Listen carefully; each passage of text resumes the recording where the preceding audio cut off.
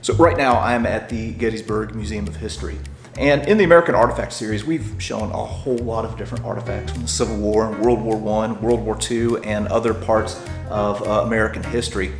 And we focus a lot on like weapons and militaria and things like that. But one thing that has always really fascinated me is seeing the art that soldiers created in the different conflicts in which they served. So today, we've looked at some helmets, or helmet art in the past. Today we're going to be looking at some very unique pieces that came out of the Second World War.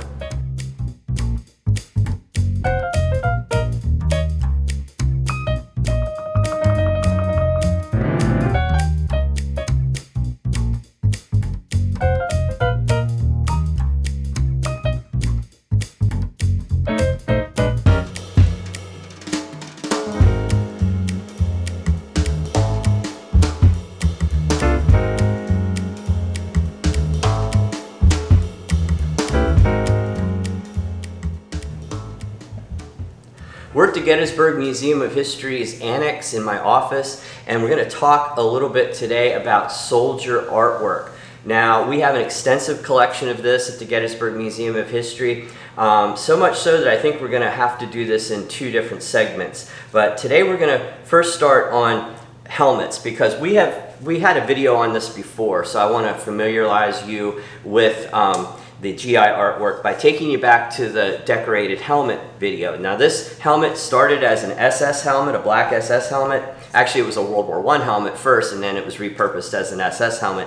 And then it was captured by an American 29th Division soldier who put all the places he visited during his service. And he put D-Day on there and put the 29th Division insignia. Now, we've featured that before.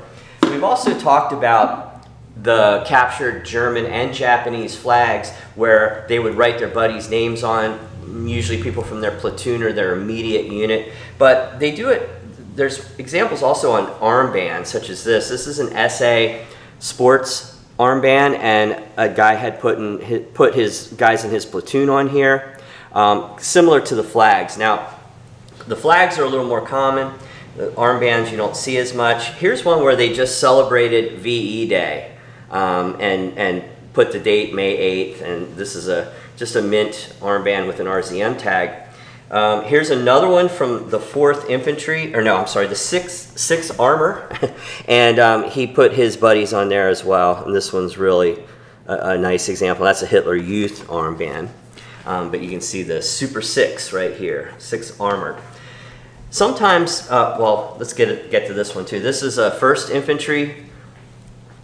Says kaput, and has the 1st Infantry patch there. No names on here, but still celebrating a victory. And here's another Hitler Youth one where the soldier just put on some other insignia, some German and I believe British.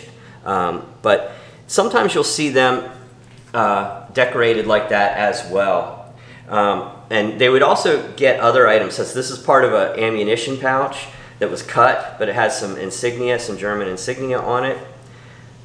And let me go back here, because I was talking about signatures. This is really unusual. This is a liner from a German coat, like the fur liner, and it has names on here. I've never seen one like this, but it's the 56th Signal Battalion, and he's got everybody's name on here. And I believe they were a Normandy unit. And it's the fur liner from a German coat, and it's just an interesting thing to have your buddies sign.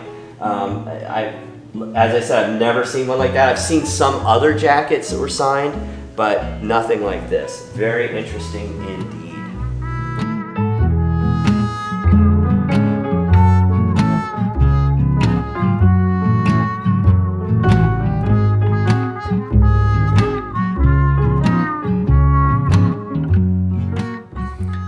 I want to take a little closer look at a few of these signed armbands because, man, I just love these things so much. Now, when these guys were getting these items signed, you know, they was probably just for a memento. Probably didn't consider the fact that they were creating a historic record.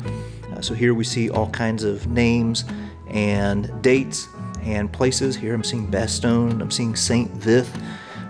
Here is the name of an individual that we can see was wounded in action from this unit.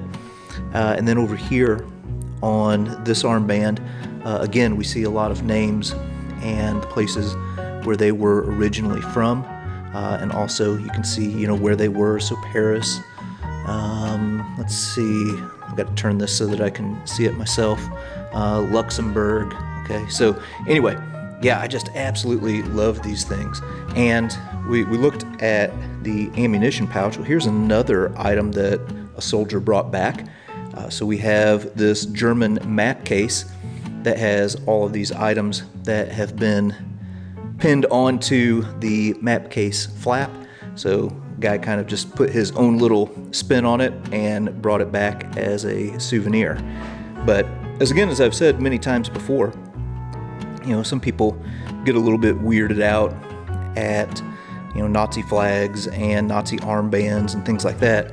But the fact that they are here is a sign of Allied victory. And that's a good thing.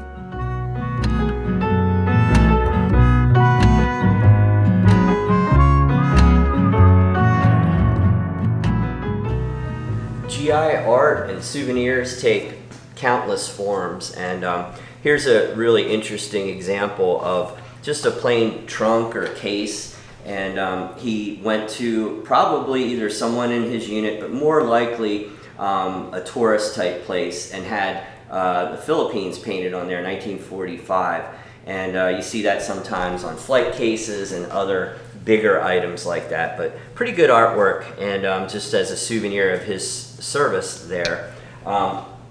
Sometimes they would hire local artists, or sometimes maybe even an artist in their unit, to do a portrait of themselves. And here's one of a soldier. And one of the most fascinating thing about this to me is the fact that they repurposed an old box, 1944 Type 2 whole wheat cereal box, property U.S. government. But they recycled that wood, and it says, oh, actually, it does have some information. It says about, something in France. Unfortunately, it's in another language, and I don't have the translator out. But it says on the tag, painting was done by a German POW in France, July 1945. So actually, this is a POW was paid to do that, or probably traded cigarettes or something like that for.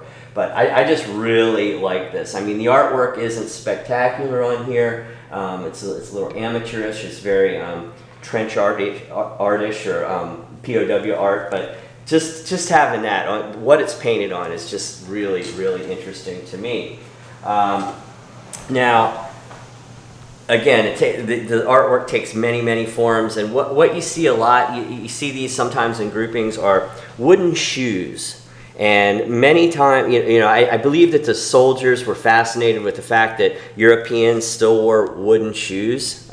They were the kids, even the adults wore them, and hand carved shoes. They actually were shoes that they wore. I mean, when you look at them, it's almost like unbelievable, but I guess they had really thick socks or something. But a lot of the ones that you see have unit shoulder patches and things like that on it. This one says Souvenir of France, and once in a while you'll see one that has like cartoons of Hitler or patriotic motifs. Now, we have so many of these in our collection that we believe eventually we'll do a whole video on them, because they're fascinating, and they come in all different shapes and sizes. Sometimes they'll have signatures of the men on, but we're going to save that for another video. And the fact that there is so many variations in soldier art, we've decided to do a second video that we're going to show on more like the weapons and sweetheart grips and stuff like that. There's a whole nother aspect to soldiers' art.